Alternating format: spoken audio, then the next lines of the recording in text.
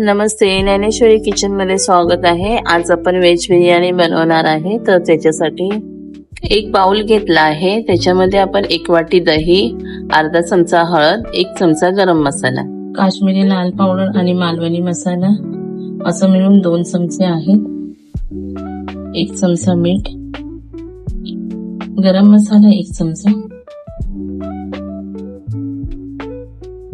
थोडेसे आल्याचे तुकडे, तुम्ही किसूनही घालू शकता नाहीतर त्याची पेस्टही घालू शकता, भाजलेला कांदा, हा 1 कांदा घेतला आहे। आता हे सर्व मसाले एकजीव करून घेऊया। तर इथे सर्व मसाले मी एकजीव करून घेतले आहे आणि इथे मी व्हेजिटेबल भाज्या घेतल्या आहे, गाजर, फ्लावर, पनीर, मका,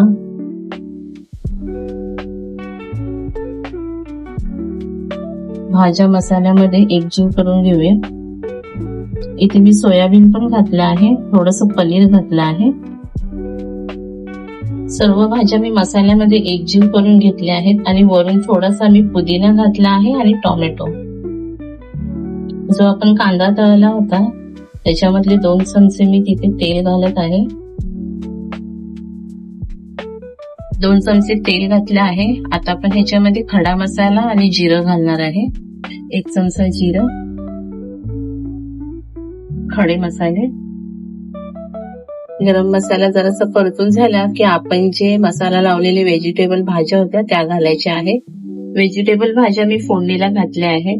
आता आपण ह्यांना मंद गॅसवर झाकण ठेवून शिजून घेऊया। मी झाकण ठेवून वाफ देऊन घेते आणि इथे मी राईस शिजून घेतला आहे।